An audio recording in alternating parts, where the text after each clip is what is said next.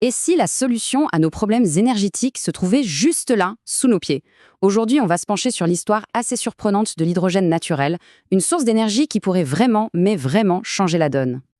Voilà, c'est vraiment la question au cœur de notre analyse. Il faut oublier un peu tout ce qu'on croyait savoir sur la production d'hydrogène. Parce que l'idée que la Terre elle-même soit notre plus grande usine d'énergie propre, eh bien, c'est une véritable révolution. L'hydrogène, ça fait des années qu'on en parle comme d'une grande promesse. Un carburant super puissant qui ne rejette que de l'eau, le rêve. Sauf qu'il y a toujours eu un hic, un problème de taille. Comment on le produit? De manière propre? Bon, pour résumer la situation actuelle, c'est assez simple. D'un côté, il y a l'hydrogène vert, propre, oui, mais pour le produire, il faut une énergie folle et des tonnes d'eau purifiée. Bref, ça coûte une fortune. De l'autre côté, il y a l'hydrogène gris. Lui, il est bien moins cher, mais il est fait à partir de gaz naturel. Donc, niveau propreté, on repassera. C'est ça le grand paradoxe. Et puis, voilà que tout change. Une toute nouvelle catégorie débarque et rebat complètement les cartes.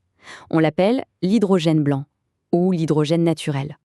Alors, l'hydrogène naturel, qu'est-ce que c'est au juste? Eh bien, c'est tout simplement de l'hydrogène qui est déjà là, juste sous nos pieds. Pas besoin d'usine pour le fabriquer, c'est la planète elle-même qui s'en charge. Et comment elle fait ça? Le processus principal a un nom un peu complexe, la serpentinisation. En gros, l'eau s'infiltre très profondément, elle rencontre des roches très riches en fer, et hop, la réaction chimique libère de l'hydrogène. La Terre est littéralement une usine à hydrogène qui tourne en permanence. Et c'est ça qui est absolument fascinant. Le pétrole ou le gaz, ce sont des stocks. Quand il n'y en a plus, il n'y en a plus. L'hydrogène naturel, lui, c'est en flux. Le processus de production ne s'arrête jamais. On parle donc d'une ressource qui se renouvelle constamment.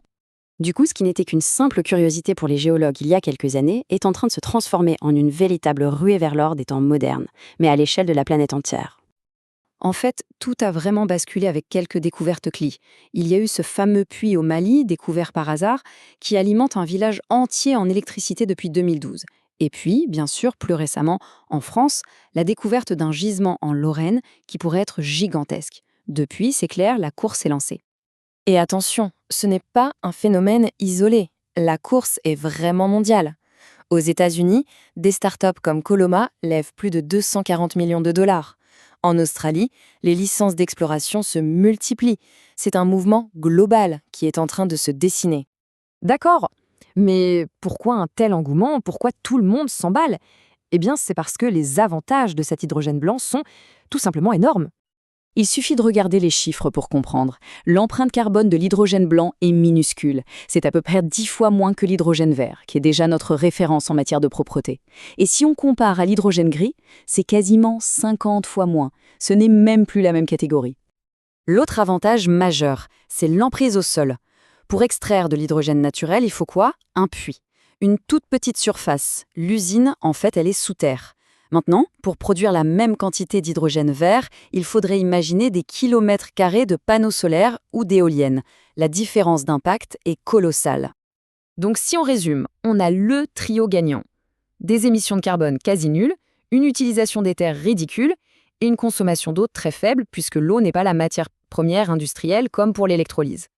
Bien sûr, si c'était aussi simple, ça se saurait. Le tableau n'est pas complètement rose. Il reste encore de sacrés défis à relever avant de pouvoir exploiter cette ressource à grande échelle. Alors, la question logique qu'on se pose tous, c'est si c'est si extraordinaire, qu'est-ce qui coince? Le premier gros frein, c'est la paperasse, c'est l'argent. Des pays comme les États-Unis ou l'Australie mettent le paquet, avec des permis rapides et des investissements massifs.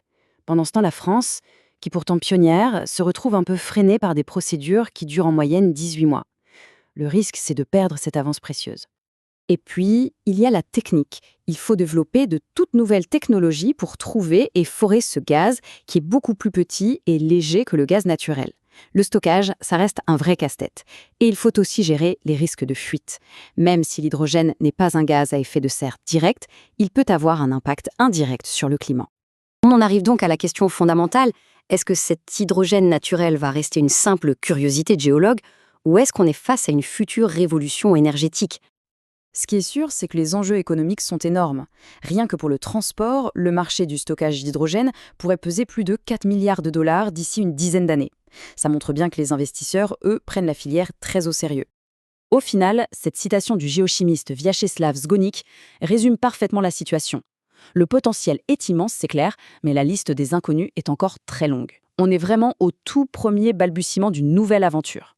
La question finale donne un peu le vertige. Est-ce qu'on a découvert, juste sous nos pieds, une source d'énergie propre, locale et quasi inépuisable? Les prochaines années seront décisives, mais une chose est sûre, la quête ne fait que commencer.